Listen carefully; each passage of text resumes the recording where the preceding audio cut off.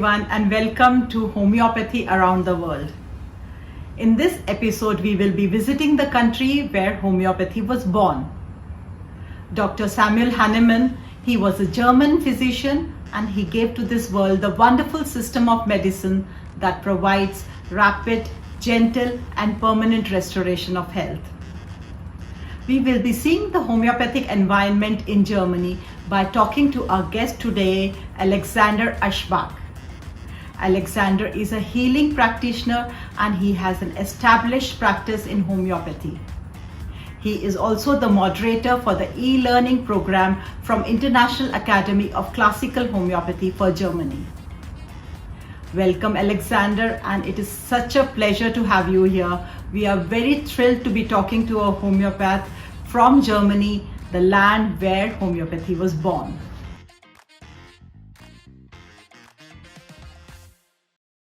Welcome, Alexander, to Homeopathy Around the World.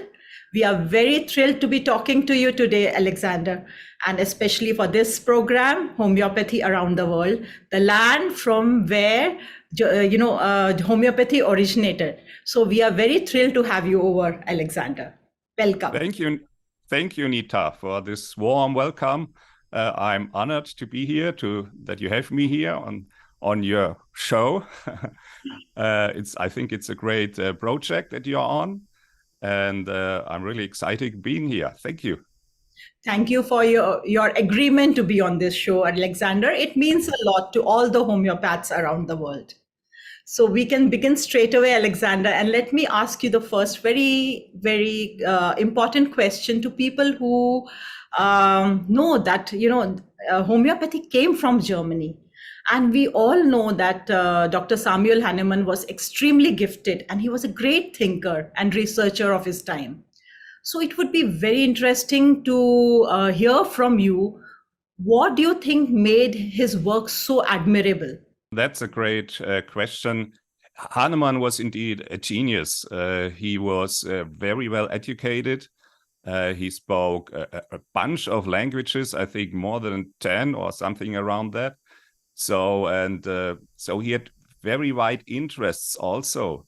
I think that is one thing that many homeopaths actually have in common. They are pretty much open-minded and interested in a lot of things. And so this, you can see it also when you look at Hahnemann's Vita, that he was on the one hand, he was kind of concentrated, maybe even stubborn on some of his subjects. And on the other hand, he was pretty flexible. I mean, just look at the number of places he lived at. So he moved a lot in his life, and I guess he has seen a lot also in this time.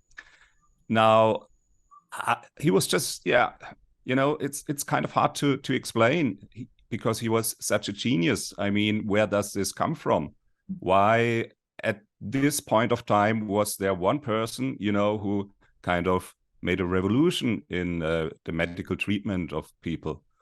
So it's really kind of it's just a coincidence that I'm German as well as he was.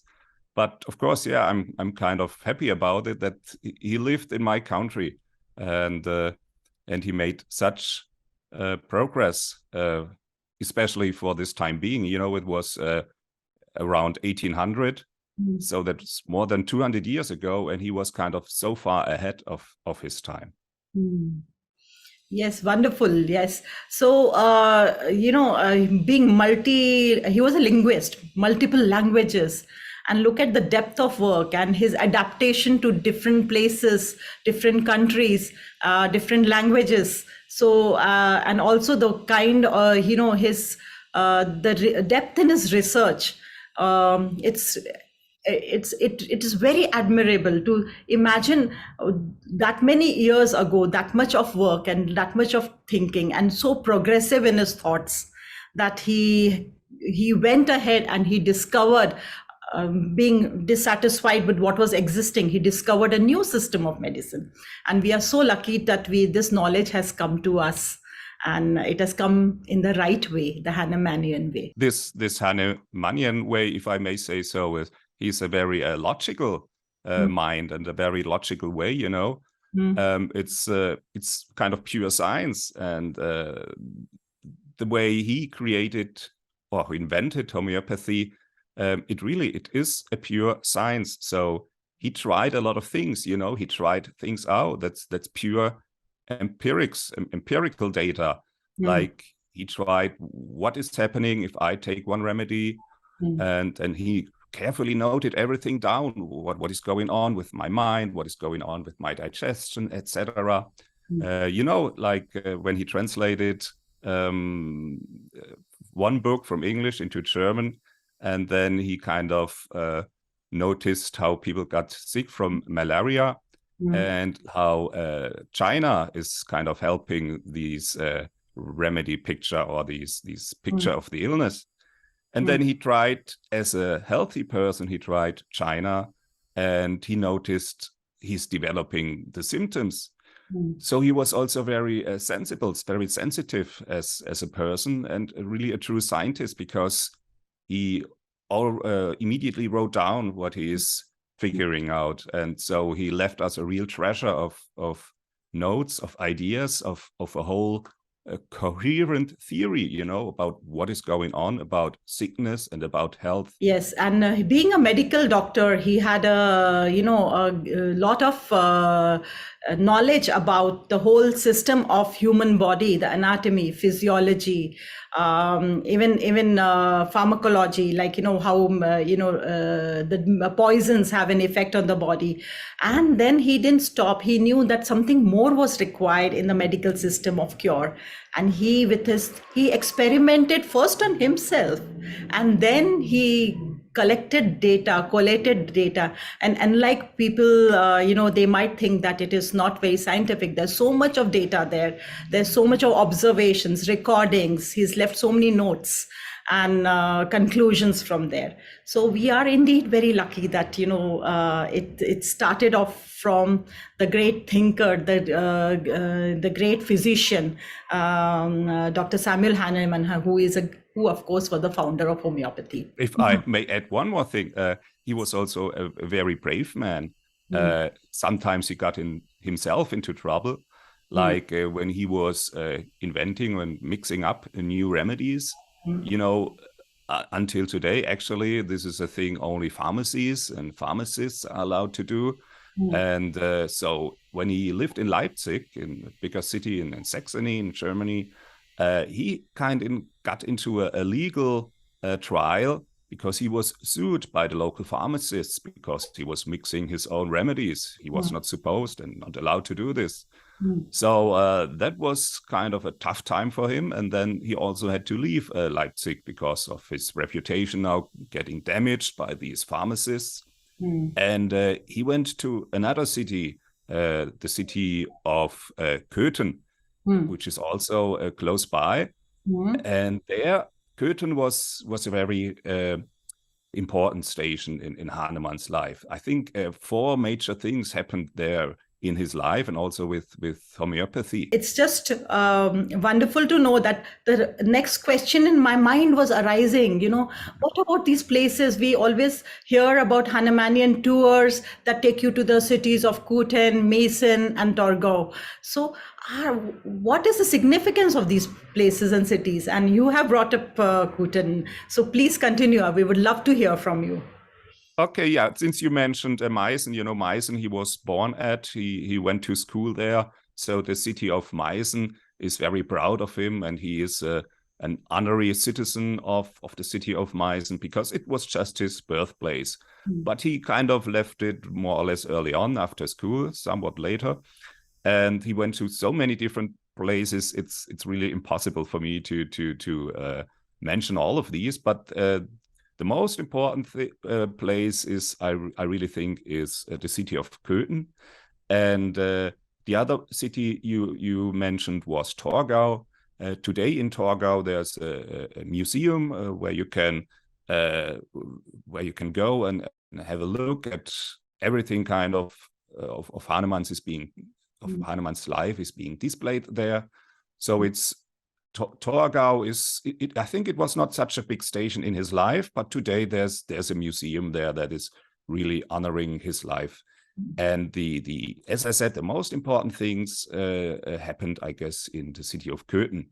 And so from Leipzig, where he had this legal trouble going on, he moved to Köthen, and the Duke of Köthen, back then there were many aristocrats in Germany, so the Duke of Köthen, he granted Hahnemann the right to mix his own remedy. So for us homeopaths today, and for homeopathy in general, I think this was a big and important step, that Hahnemann could now invent himself and invent his remedies by himself without, being relied on or having to rely on the pharmacists. Mm. So this was one of the important steps of Köthen, of his staying there.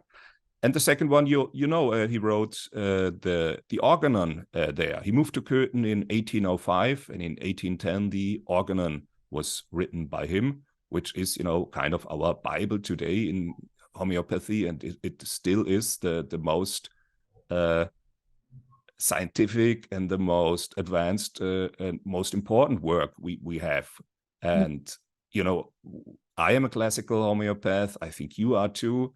And so we all know the importance of Hahnemann's own words and of sticking to his classical method of homeopathy. So that was the second thing of the importance of the city of Köthen. He wrote his great work, the Organon. And the third thing, he developed the idea of potentizing the remedies. This was also during his Köthen time.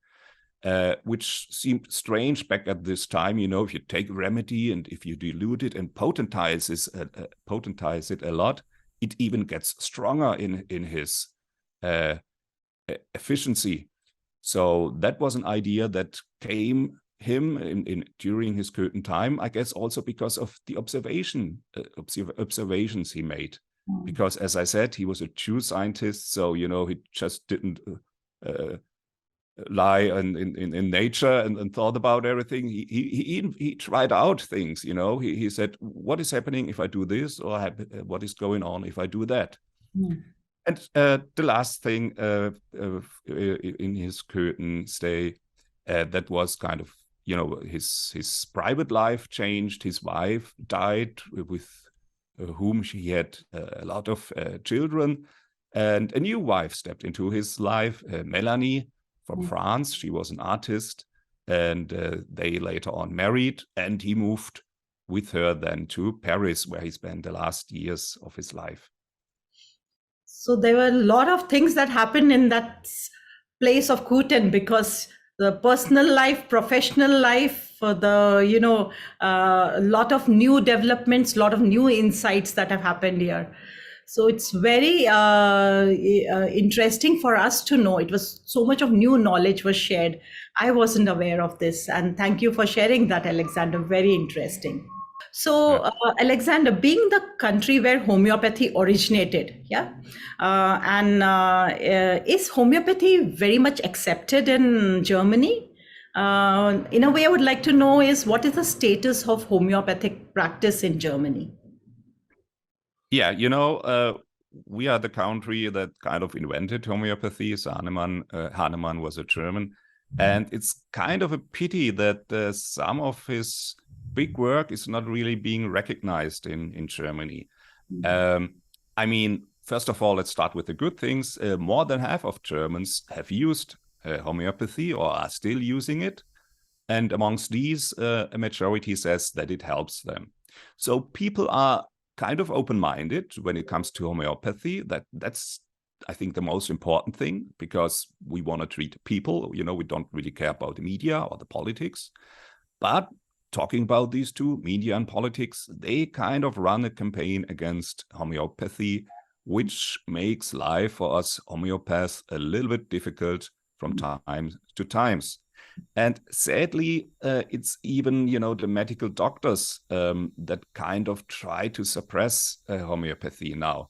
In the recent years, we are a federation, so we have not only the federal government, we have also states. We have 16 states, and more of these states, we see a trend there a trend that the medical associations, the associations of medical doctors, they say, let's abolish homeopathy in our education at our universities.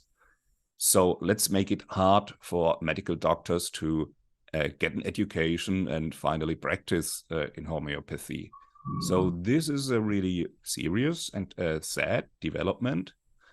But the people still like homeopathy. They still use it. And they still also spend some money on it. But, the money thing, sometimes people say, oh, people spend or the health insurances, they spend too much money on homeopathy, which is not true. It's just a little percentage of money being spent on homeopathy by the health insurances compared to the huge amount that is getting spent on,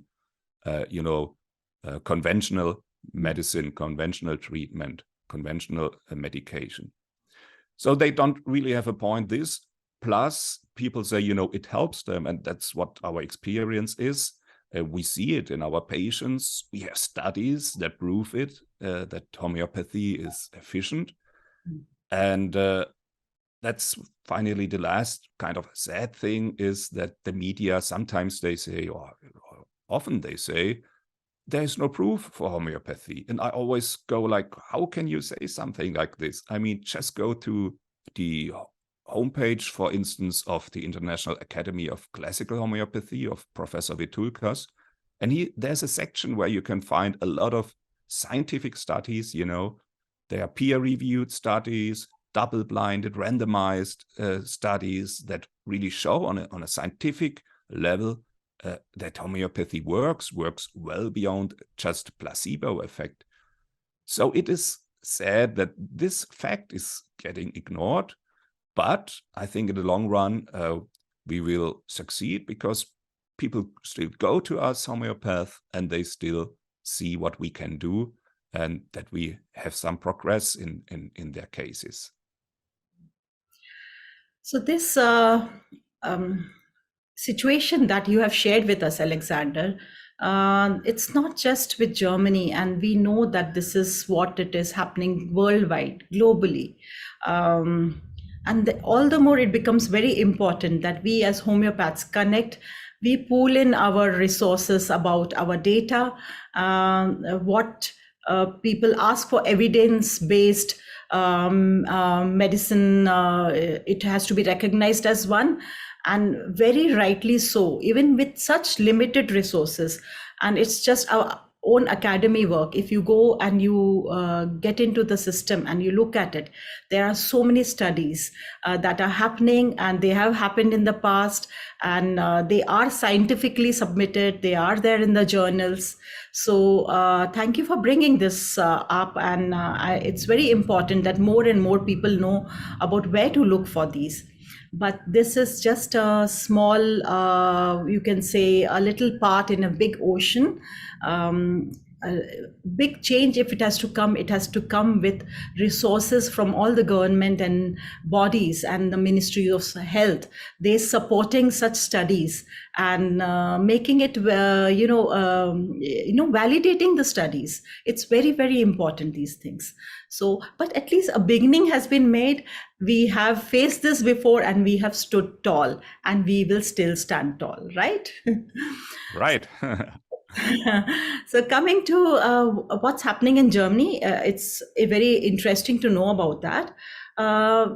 Is there a typical kind of a profile of patients that seek homeopathic treatment, or we would like to know more about what kind of patients come for homeopathic cures and treatments? Okay, yes. I researched a poll that shows that most people kind of come to homeopaths in Germany because of illnesses like having a cold. I guess that's the most typical one. And I mean, that's really one thing that is kind of astonishing me when I see Indian doctors, talking about homeopathy and treating these severe cases of the most severe psoriasis or other severe illnesses. We don't see these cases too often in Germany. in Germany, if you have these severe illnesses, people still, the first thing they do, they go to a medical doctor, they go to a hospital. That's the normal course of going here.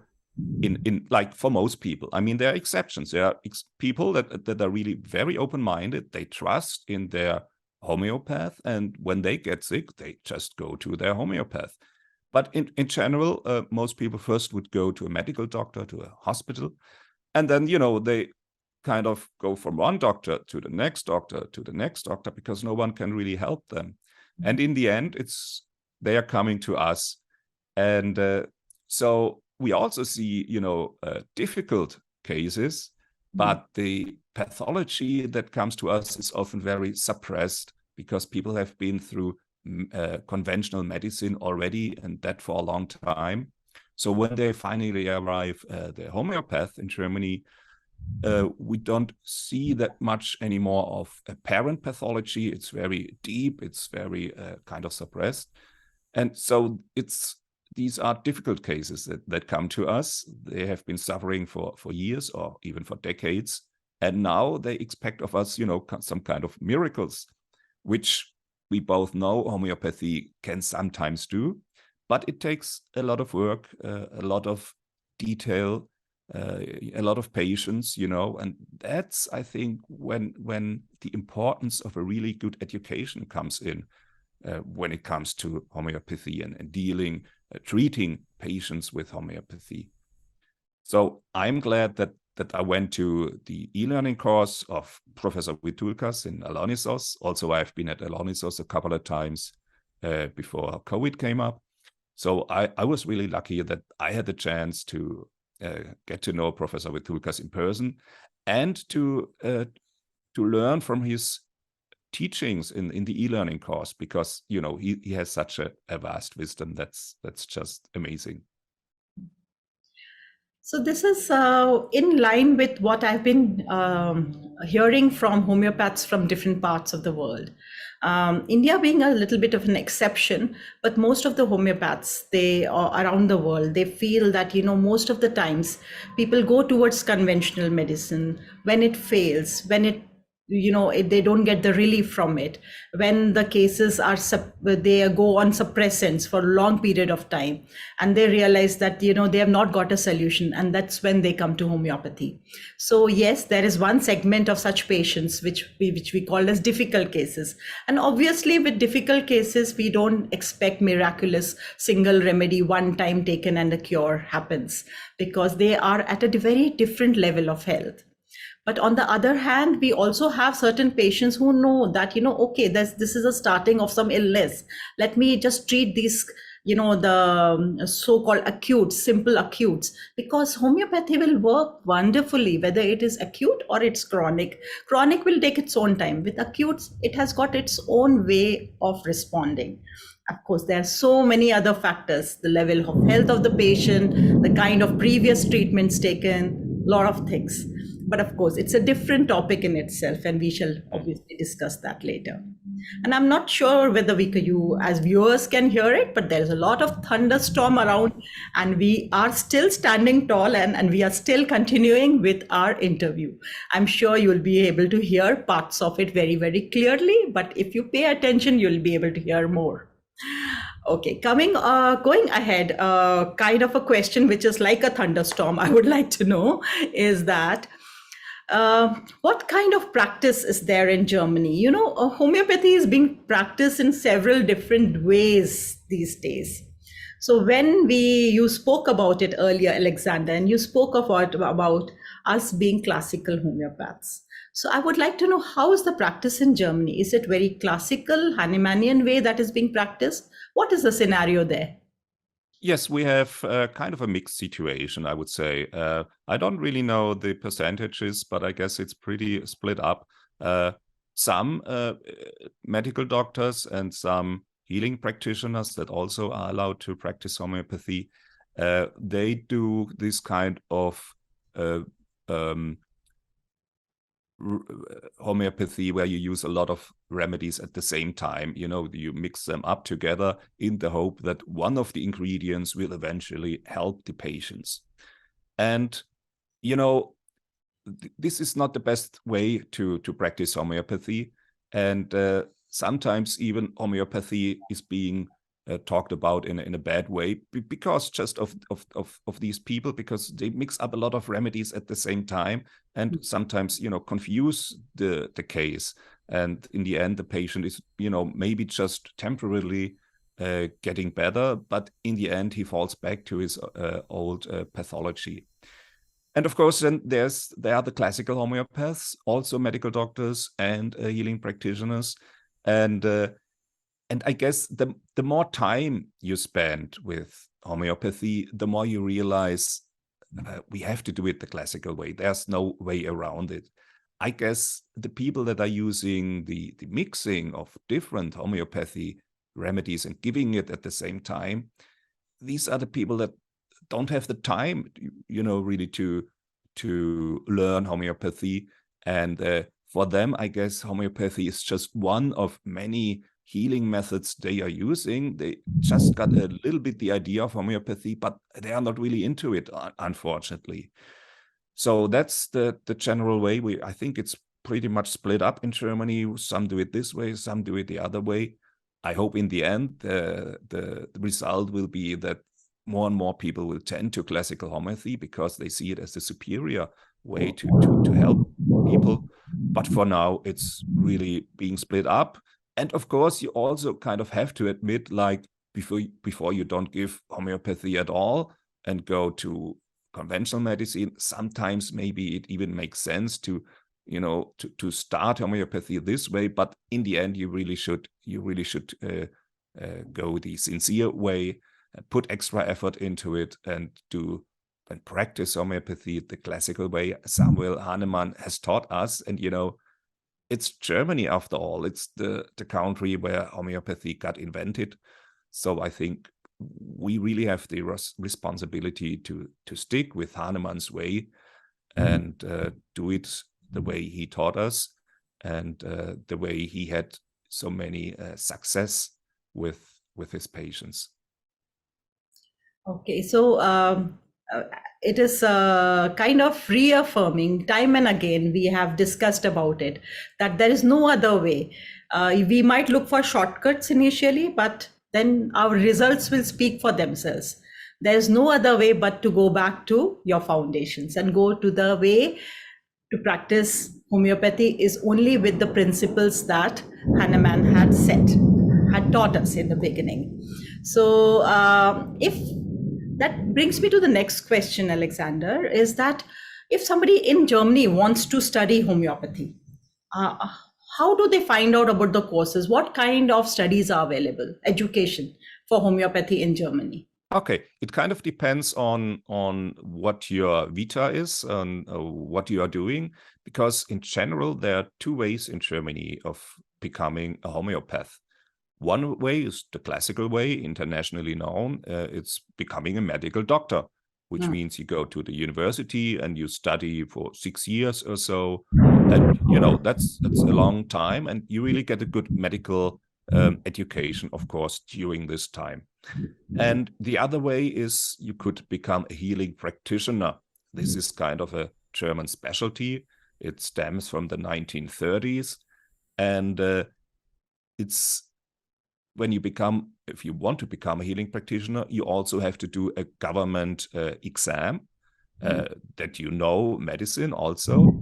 Of course, it's not, sometimes these programs, they last for 1 year, for 2 years or 3 years. So it doesn't really replace a classical medical education at a university. It's more compressed in time, but also like we concentrate in during this education on really practical knowledge that we have to know as practitioners, and then we learn homeopathy more or less by our own. That means you either read the books, you go to the seminars you like, you go to a school that you want to stick with, but it's kind of your own decision. And as I said earlier in this interview, we have some private schools spread around Germany.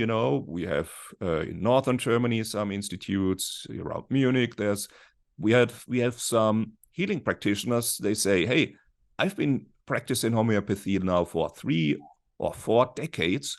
And so, and maybe I even went to Elonisos a lot of times. I have been getting to know the teachings of Professor Vithoulkas, and I want to spread this knowledge. So they are offering their own courses, their own seminars.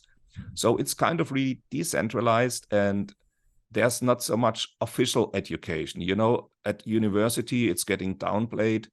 So people kind of have to look where to get their education. And so that's a thing where the e-learning program also comes neatly in.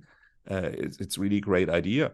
First of all, the last years we had a COVID in Germany, so it was kind of difficult, like the whole world had. So it was kind of difficult, you know, to get an education at a physical place where you go to and attend the lectures. So I think it was really a great help for beginning students of homeopathy, that there is a way, that there is the e-learning course. You can take it everywhere you want in the world. You can take it to your vacation. You can lie at the beach and watch, you know, the videos and study homeopathy. So this helped a lot, and that's why I really also recommend people do this program, not because it's kind of convenient and practical, but of course also mainly because of the high quality. You know, Professor Vithoulkas is a genius. He made homeopathy big again in the 20th century. So it's a blessing that we still can learn from him and from his vast knowledge that he has gathered over his long decades of experiencing, practicing homeopathy. Very true. You have given us a very good insight into what's really available there in Germany and how one can get educated in homeopathic subjects. But it's a cause of concern to see how things are developing, and there are concerted efforts to actually remove homeopathy as a subject of education. But as we have discussed earlier, this has happened time and again, and we have survived and we have thrived, and we shall do so in future also. And so, you know, I know that you are originally from India. So, and I know, of course, envy is never a good thing, but sometimes I must admit I'm really kind of envious about the Indian people and about the way homeopathy is being taught there, and about the standing that homeopathy has in India. It even has an own ministry, and there are so many homeopathic colleges, you know.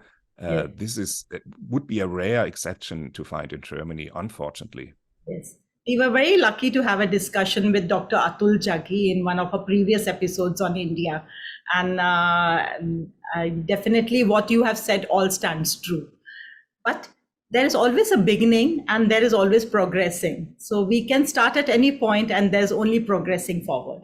So we are looking for better future. And with that, I would like to know from your perspective, how do you think the future of homeopathy is in Germany?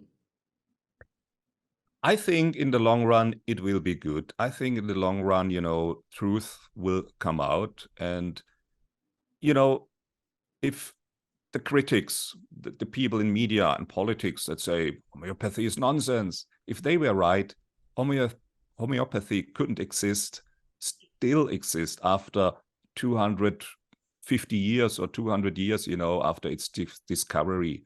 And it's getting practiced in Germany still by many thousands of practitioners.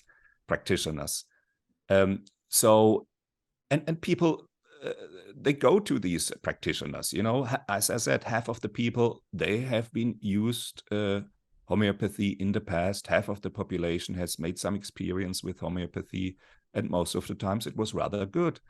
And so I think in the long run, the chances are looking somewhat good that we can survive and hopefully maybe even grow a little bit even more. And the last years, you know, have been difficult all around the world with the COVID situation.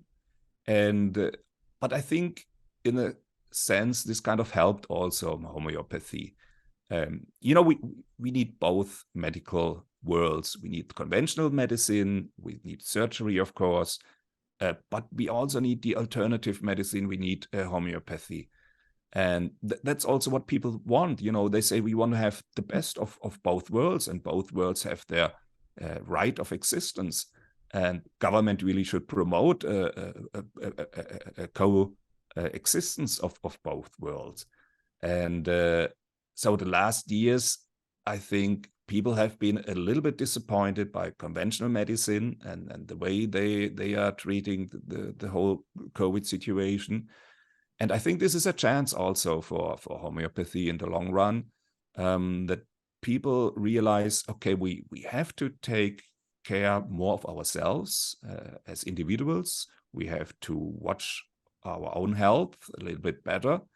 And we also should sometimes maybe even try alternative medicines like homeopathy. So yeah, as I said, I think chances kind of look good. Also, because, the word is still spreading, the mouth is spreading that from patients that went to homeopathic practitioners, that they made good experiences. We really treat the whole person. No one ever takes so much time that we take when a new patient comes to me. I always tell them, well, depending on your personal history, take at least 1 or sometimes even 2 hours time with you. Bring this time with you. We're going to need this because I kind of want to know everything about you, And I think that's the great plus that we have as homeopaths. We look at the whole person and to understand them, to understand their suffering, their pathology. And if you really want to cure people from their suffering, from their pathology, I think that's the only way to go. And fortunately, Hahnemann gave us the instrument with homeopathy. So he gave us the way that we can really help the people. Yes, that is absolutely true. And,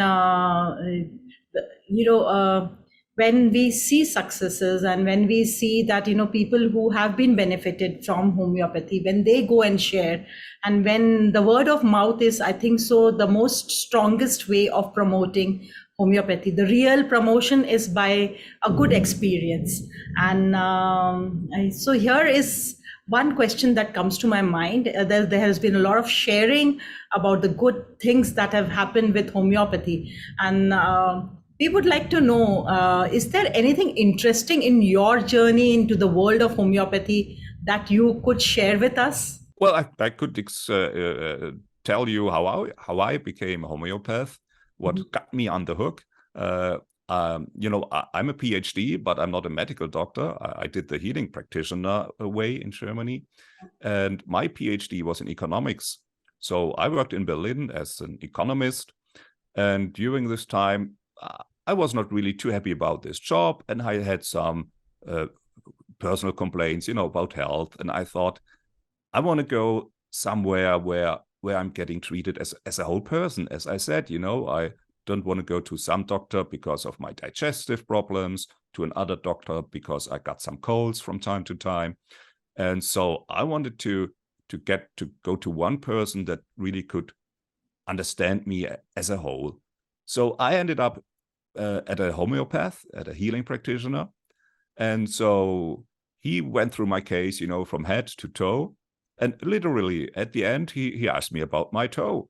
And, I didn't go to this healing practitioner because of my toe. But so I said, oh, yeah, there's a little fungus there. But I've been having this for 10, 15, or maybe even 20 years. That's not the reason I'm here. So I don't really care. This is a minor thing for me. But for him, it was maybe the most important information that in the end really made his decision to give me silica. And fortunately, he gave me silica in a potency at a X30 or C30, depending on the country where you live in. So in Germany, we call it C30. And so at this number, there's not a single molecule more in this anymore in this remedy.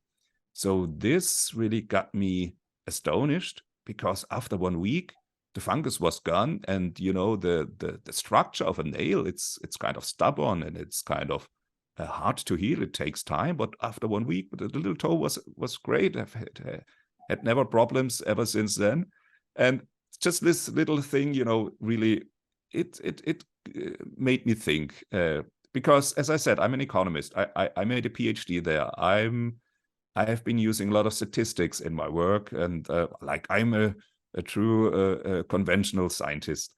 And now getting a remedy where people say there's just the information in it, just the energy, but not a single molecule anymore of the original substance that the remedy is being made of.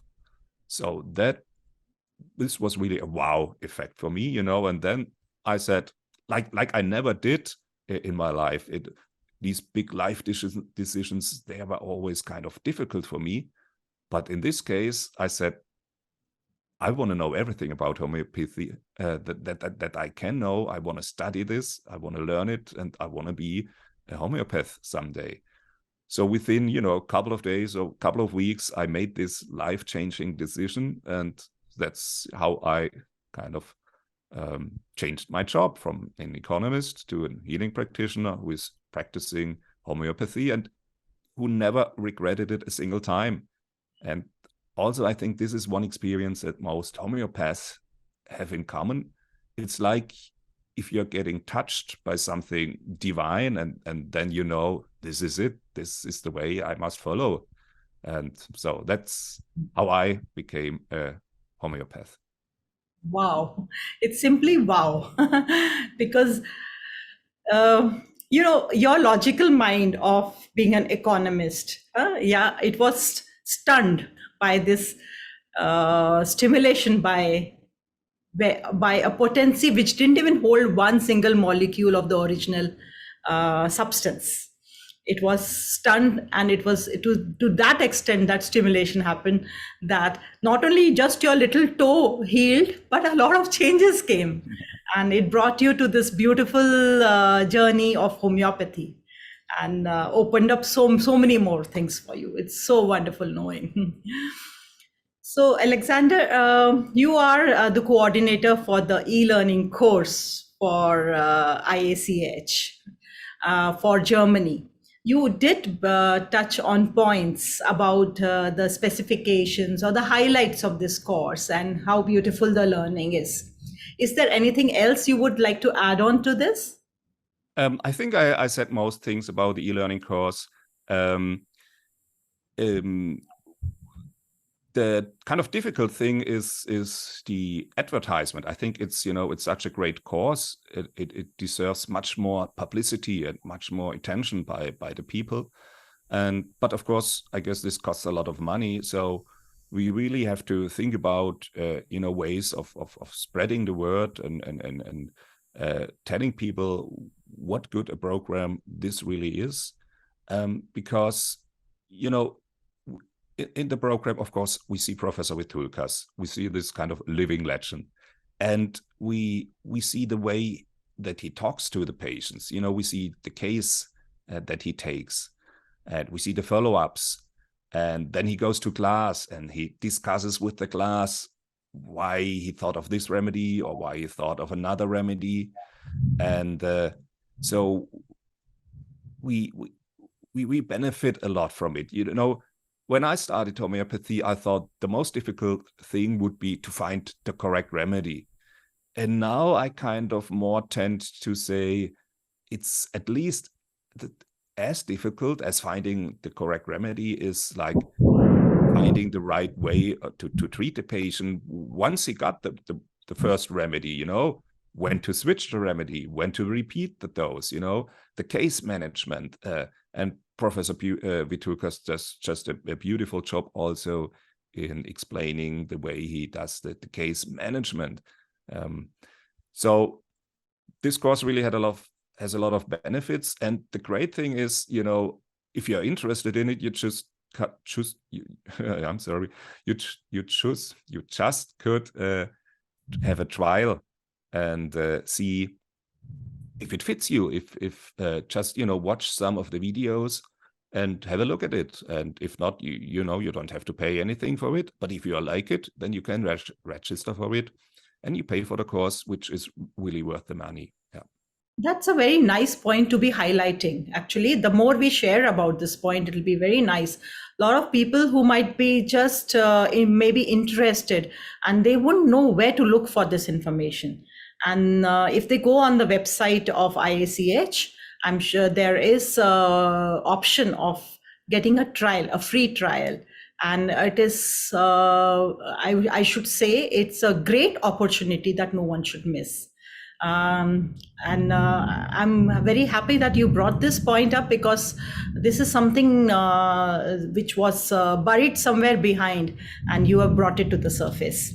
Wonderful, Alexander. So we all homeopaths have one common goal, is that we,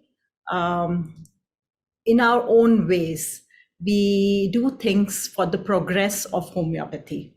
And these episodes are also built around that we have a global connect. We understand that, homeopathy is not only surviving, but thriving and growing in certain countries, and why classical homeopathy is important. But we all have a common goal that, the classical homeopathy must grow. So before we come to the end of the episode, there's a small favorite section of mine where we toast for the growth of homeopathy. And for that, I'd requested Alexander that if we could have our glass of juice ready with us. So what we would be doing is, we would be together, we would be saying very, very important words in homeopathy, three most defining words in homeopathy, and that is similia, similibus, curenta. So let's say together, Alexander, here we go. Similia, similibus, curentur. Here's to the growth of homeopathy. To the growth of homeopathy. Cheers. Cheers. So thank you so much, Alexander, for joining us today while we speak to our friends and colleagues from all around the world and discover homeopathy from a global perspective. This conversation has been truly insightful. Thank you once again for sharing it with us. And with this, we come to the end of this episode of Homeopathy Around the World. Hello, viewers. Now, both Alexander and I would like to hear from you. Amongst various admirable works of Samuel Hahnemann, which one inspires you the most, and why? Do put your answers in the comments below. With this, we come to the end of this episode of Homeopathy Around the World. This is me, Neeta Kapoor, signing off. Until next time, we will be coming up with a new conversation with a new guest in a new country. Thank you for watching, and bye-bye.